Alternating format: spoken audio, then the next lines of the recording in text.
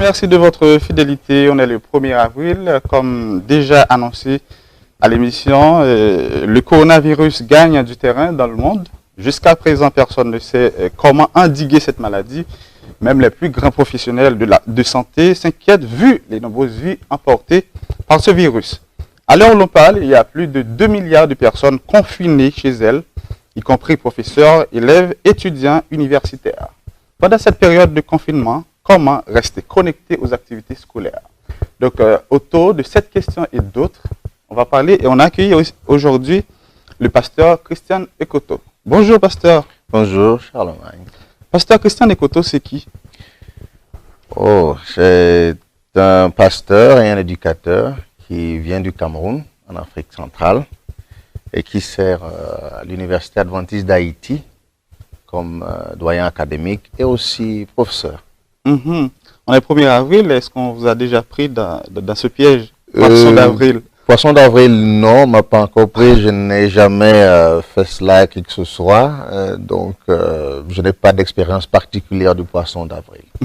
En tout cas, ça tombe bien et bonne arrivée. Merci beaucoup. Alors, on va parler d'éducation, pasteur. Selon vous, c'est quoi l'éducation d'abord, bien avant de commencer avec nos questions? Bien, l'éducation, c'est un moyen. J'insiste sur le mot moyen. Pour une fin, c'est un moyen pour aider surtout les apprenants à développer leur potentiel au maximum pour une vie optimale. Donc, c'est un moyen pour aider les apprenants à mieux vivre. Le secteur commercial, le secteur éducatif, tout est fermé, imposé, alors une fermeture imposée par le coronavirus. Donc, aujourd'hui, on est confinés tous à la maison, y compris les universitaires, les étudiants, tout ça. Donc, pendant cette période de confinement, docteur, comment est-ce qu'on peut rester connecté aux activités scolaires? Oui, il est possible de rester connecté quoique confiné, n'est-ce pas? Mais j'aimerais d'abord faire une petite différenciation parce qu'il y a différents types d'apprenants. Il y a les apprenants traditionnels et les apprenants non traditionnels. Les apprenants traditionnels, ce sont ceux qui sont dans le système éducatif, les écoles primaires, secondaires et l'université. Et il y a un autre type d'apprenant qui n'est pas dans les écoles. Il y en a qui n'ont pas accès au système éducatif. Donc, nous allons nous adresser principalement aux apprenants traditionnels, les étudiants qui sont dans le système éducatif. Je voudrais d'abord élaborer quelques principes de base. C'est vrai que nous sommes confinés, mais l'apprentissage n'est pas confiné. L'Internet n'est pas confiné et le Dieu qui est un grand éducateur, lui non plus n'est pas confiné. Alors avec ces trois principes à l'esprit, je voudrais déjà dire aux apprenants que c'est le moment et c'est l'opportunité pour chaque apprenant de prendre le contrôle de son apprentissage. Ça veut dire quoi? Ça veut dire qu'il faut qu'il définisse ses priorités. Chacun doit définir ses priorités académiques et les respecter au maximum. Deux, chacun doit identifier et canaliser les interférences à ses priorités académiques. Parce qu'il y a des choses qui vont interférer. Avant, quand on était non confiné, il y avait les amis, les activités. Maintenant, il y a d'autres interférences, principalement l'Internet. Il faut aussi maximiser l'usage de l'Internet. Il y a des bases de données, il y a des sites comme YouTube, des sites comme Zoom qu'on peut utiliser pour nous aider. Alors, j'aimerais ici tout de suite féliciter le ministère de l'Éducation nationale, de la formation et de l'emploi d'Haïti, pour les efforts qu'ils ont déjà fait dans ce sens. Si vous allez dans le site du ministère de l'Éducation nationale d'Haïti, vous verrez au niveau de l'icône outils et ressources pédagogiques, il y a des choses intéressantes. Par exemple, il y a l'Akoukajou. L'Akoukajou, c'est des vidéos éducatives. J'en ai regardé quelques-unes, elles sont très bien faites. C'est des professionnels, des experts qui se sont mis ensemble pour cela, pour les tout petits. Il y a Retel, ce sont des contenus éducatifs interactifs. Il y a Examo, c'est des simulations d'examen pour la 9e année fondamentale, pour la philo et pour le secondaire, niveau secondaire 4. Il y a l'école, c'est une plateforme d'apprentissage continu qui utilise l'Internet et puis les appareils mobiles comme les téléphones. Ça donne accès à l'éducation à tout moment et à tout endroit. Et il y a MIT IT, c'est la bibliothèque numérique en créole. Donc, ce que je veux dire, c'est qu'au niveau déjà officiel, au niveau du ministère, c'est vrai qu'il y a du travail qui doit être fait encore. Il y a déjà une provision sur le site. Seulement, il faut avoir accès à l'Internet pour pouvoir travailler sur ces sites. On va y revenir parce que là, on va directement dans la question de plateformes numériques ou encore cours en ligne. Mais avant d'arriver là, quelle stratégie pensez-vous en dehors de l'Internet, surtout, Pasteur Koto, qu'on peut utiliser pour continuer à apprendre ou encore apprendre aux étudiants, peut-être à distance? Ok. Il y a une foison de mécanismes, de techniques et de stratégies qui sont à notre disposition. Et il ne faut jamais négliger la force de l'ingéniosité humaine. L'être humain est naturellement ingénieux. C'est vrai que parfois les systèmes et le contexte veulent tuer cette ingéniosité. C'est l'un des plus grands torts qu'on fait à un être humain. Vous voyez dans les zones rurales, vous voyez un petit enfant qui, à partir de rien, sans Internet, sans matériel particulier, vous fabrique un jouet. Ah oui. C'est de l'ingéniosité qu'il faut cultiver, qu'il faut encourager. Donc, même si je n'ai pas accès à l'Internet, il y a des choses que je peux faire. Par exemple, il faut apprendre à varier les techniques d'études. C'est très important. Ça veut dire quoi? Est-ce que vous pouvez détailler un tout petit peu? Par exemple, il y a plusieurs techniques. Il y en a une qu'on appelle la technique Pomodoro. Pomodoro, c'est un mot italien qui veut dire tomate. C'est une expression qu'on a utilisée pour une technique qui a été créée par un éducateur. Et cette technique est simple. Elle consiste à choisir un sujet et à se focaliser sur ce sujet pendant 25 minutes. Vraiment être complètement focalisé pendant 25 minutes et prendre une pause de 5, 10, 15 minutes avant de revenir pour 25 minutes encore. Donc, c'est une technique d'apprentissage qu'on peut et dont on peut bénéficier beaucoup si on peut l'appliquer. Il y a, par exemple, il faut changer de position. Quand on est à la maison, c'est vrai quand on le peut, on peut commencer dans la chambre, puis aller au salon, et puis aller à la cuisine, aller sur la véranda, quand c'est possible. Autant que faire se peut changer de position, parce que le changement de position permet au cerveau d'être plus engagé. Au lieu de rester au même endroit pendant longtemps, ça finit par être un peu stressant pour le cerveau. Il y a aussi un aspect qui consiste à structurer sa journée. Il faut organiser sa journée. Donc, la veille, se dire demain, voici ce que je me propose de faire, heure après heure, et respecter il faut avoir un agenda. Il faut avoir un calendrier particulier que nous-mêmes nous faisons. C'est pour ça que je parle de prendre contrôle de son apprentissage. Il y a aussi ce qu'on appelle le self-testing. Ok, bien avant d'en arriver là, donc, on parle d'agenda, on parle d'horaire. Donc cela va permettre aux étudiants ou aux apprenants de mieux gérer leur temps. C'est ça l'objectif même de cet agenda. Et n'oubliez pas, je voudrais parler d'une chose. C'est un concept qui est tout nouveau dans le monde de l'éducation. En anglais, ça se dit « teaching with purpose », enseigner avec objectif, n'est-ce pas? Là, maintenant, je suis en train d'enseigner un cours d'anglais à un groupe de jeunes haïtiens. Alors, ce que je fais, c'est que j'utilise l'anglais pour leur enseigner la vie. Donc, ils apprennent l'anglais, mais il faut être dans la salle pour comprendre. Donc, ils font l'anglais, mais en même temps, je leur enseigne, je les aide à avoir des compétences pour la vie, n'est-ce pas? Maintenant, quand un étudiant ou un apprenant est dans la salle de classe ou confiné comme on est maintenant là, il faut qu'il change sa mentalité par rapport à l'apprentissage. Pourquoi est-ce qu'il apprend? Si c'est juste pour mémoriser des faits et les régurgiter, alors il n'a rien compris.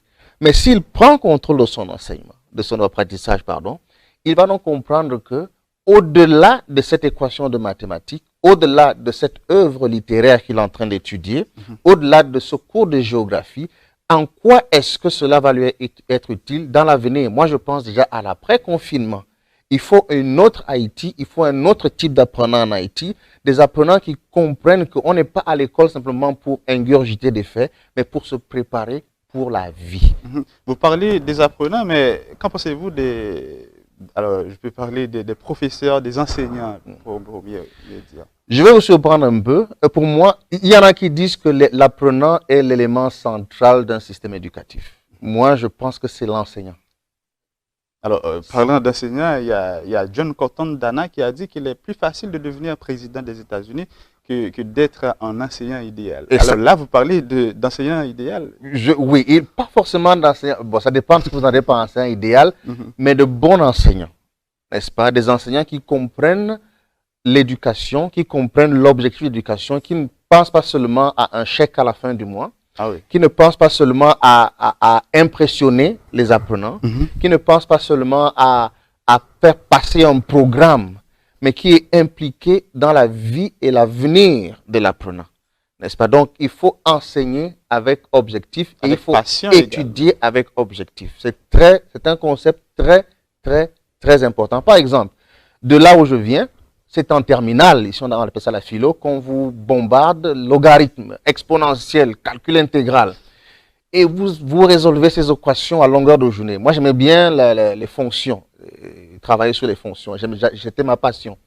Mais je n'ai pas fait de mathématiques au bout. C'est à l'université dans un autre pays, pendant un cours de mathématiques, que le professeur nous a fait comprendre à quoi sert une fonction exponentielle. Ah oui? Par exemple, est-ce que vous savez qu'une fonction exponentielle sert à calculer, par exemple, la trajectoire d'une fusée? Ah oui? Que le calcul intégral peut vous aider à calculer le débit des cours d'eau. Et c'est là que je me suis dit, mon Dieu, si on m'avait dit ça en philo, j'aurais fait les mathématiques de manière différente. C'est un peu de ça que je parle quand on dit enseigner et étudier pour la vie. À quoi est-ce que cela va mettre, en quoi ça va m'être utile? Si on aura le temps, je vous parlerai d'une icône dans mon pays et comment je l'utilise dans mon enseignement pour faire comprendre aux gens certaines choses. Il s'appelle Samuel Eto'o, c'est l'un des plus grands footballeurs qui ait jamais existé, mais j'utilise son exemple pour enseigner avec objectif. En tout cas, vous parlez de Samuel, vous n'êtes pas, j'imagine, un fan de foot. Mais maintenant, poursuivons notre petite causerie ce matin, parce qu'il est déjà, c'est presque la fin. Notre dernière question, cours en ligne en Haïti. Et selon vous, docteur Ekoto, Christiane, peut-on en parler? Je ne voudrais pas seulement dire qu'on peut en parler, je pense qu'on doit en parler. Et je pense qu'à certains moments, à certains endroits, on en parle déjà. Mais je pense qu'il faut qu'on aille au-delà d'en parler. Il faut le rendre effectif. Le monde est assez avancé. Il y a des initiatives comme celle dont j'ai parlé pour le ministère de l'Éducation nationale et de la formation professionnelle, qui sont des initiatives bien louables. Et il faut que cela soit démocratisé. Quand je dis démocratisé, je dis que ça doit arriver. Je pense que ça doit arriver au niveau de chaque salle de classe, chaque enseignant, chaque apprenant dans chaque localité. Il faut donc un plan de masse. Il faut un plan de masse avec toutes les ressources nécessaires. Alors, mon modèle d'éducation absolu se nomme Jésus-Christ. Et je n'ai pas de meilleur modèle que cela. Quand vous observez, vous étudiez la vie de Jésus-Christ, vous allez apprendre des choses extraordinaires. Par exemple, alors là, je vais choquer certains. La tendance habituelle des systèmes éducatifs, c'est quoi? On dit on veut ouvrir une école.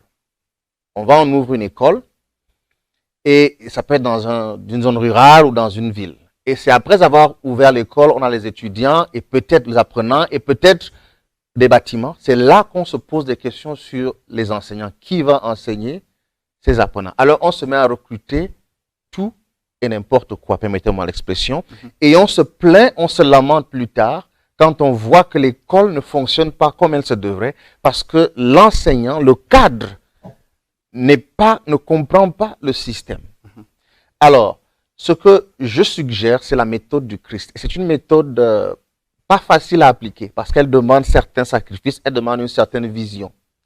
Quand le Christ est arrivé ici, combien d'écoles a-t-il construites? Aucune. Qu'est-ce qu'il a fait? À part mourir sur la croix, il a formé les 12. Il a formé les cadres avant de mettre en place l'institution. Et c'est là l'un des gros problèmes des systèmes éducatifs aujourd'hui. Ça veut dire quoi? Ça veut dire que pour qu'on ait cet Internet, ce système d'éducation en ligne, il faut d'abord former les cadres. Moi, j'aurais suggéré qu'on prenne 4, 5, 6 ans pour former les cadres d'abord.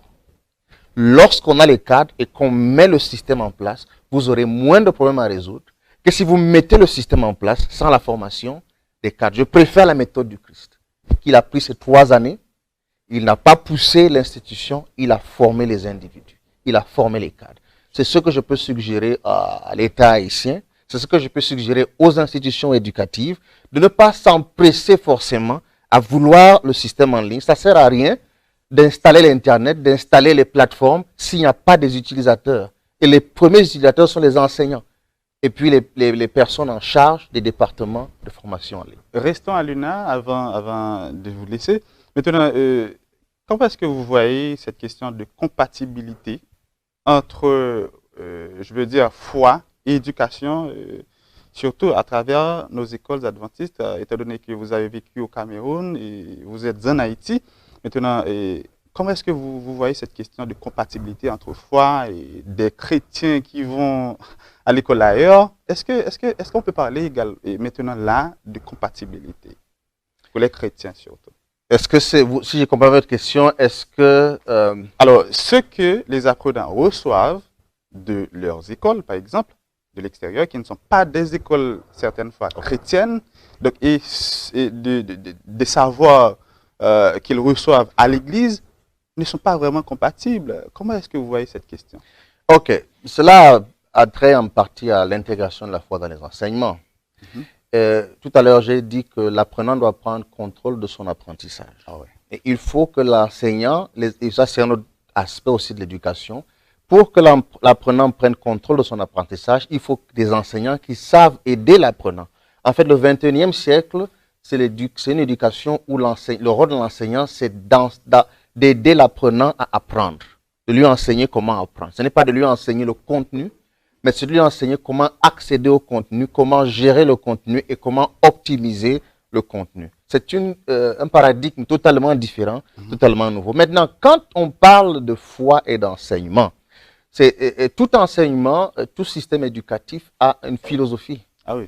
Alors, et chaque système a des objectifs bien précis, n'est-ce pas? Et en général, les systèmes non religieux ont un objectif séculaire, former de bons citoyens et qui vont être honnêtes. Mais l'éducation religieuse, particulièrement chrétienne, plus particulièrement adventiste, va au-delà. Et il faut donc comprendre que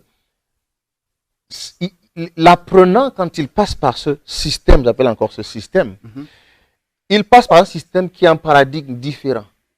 Maintenant, s'il va dans un système qui a un autre paradigme, il doit, autant que faire se peut, pouvoir gagner cette expertise là-bas sans perdre sa valeur. Au contraire, il doit pouvoir amener cette expertise au niveau de ses valeurs chrétiennes. Donc, c'était tout un très large débat. J'aimerais juste dire ceci. Je demande aux apprenants, j'encourage les apprenants à anticiper la trajectoire future. Si le Seigneur ne revient pas, Corona va passer. Alors, il faut visualiser l'après-confinement, dès maintenant. Il ne faut pas se lever chaque matin au gré du vent, mais il faut être organisé, prendre contrôle de son avenir, de son apprentissage. Il faut aligner cet apprentissage à sa vision. J'espère que c'est une vision qui est donnée de Dieu. Il faut intégrer le service dans cette vision-là. Comment est-ce que je partage ce que j'ai gagné dans le confinement, pendant le confinement et après le confinement? Et alors, Christ a été confiné. C'est mon modèle. Alors, est-ce que c'est une opportunité, une menace pour lui, le confinement? Par exemple, dans le désert, durant la tentation, c'était un confinement. Mais il en est sorti, il a pris du temps pour apprendre, pour comprendre son identité, sa mission et son ministère. Et quand il est sorti du désert, il est entré dans le service. Et il a fait une différence dans le monde. Parce qu'il a maximisé pendant le confinement. Lorsqu'il a été transfiguré sur la montagne, c'était un confinement où il a montré sa gloire aux disciples. Mais si vous lisez la suite de l'histoire, il est descendu, il a guéri quelqu'un, il est rentré servir. Lorsqu'il a vu la tribulation dans le jardin de Gethsemane, il a subi un confinement et il est sorti vainqueur, il est mort sur la croix. Aujourd'hui, on peut espérer vivre au-delà de cette vie. Donc, j'encourage les apprenants de tous bords à avoir une vision qui va au-delà du confinement et à se préparer à l'après-confinement qui, selon moi et selon ma petite compréhension, est en train d'amener le monde à un niveau prophétique plus élevé. Le fonctionnement du monde ne sera pas le même. L'éducation ne sera pas la même. Bien qu'on ne s'en rende pas encore totalement compte maintenant, l'enseignement ne sera pas forcément le même. Et il faut donc que et l'apprenant et l'enseignant se préparent pendant ce confinement, optimisent le confinement pour être prêts pour ce moment. Voilà, merci à notre pasteur Christian Ekoto. Merci d'avoir répondu à notre appel, à notre invitation, pasteur. Je vous en prie, le plaisir est pour moi et je souhaite que le Seigneur bénisse les auditeurs et ceux qui nous écoutent. Pour la coordination, Serge Raphaël du Nelson Dulcio, pour la réalisation, Yvonne Printemps, Lormil. On se retrouve.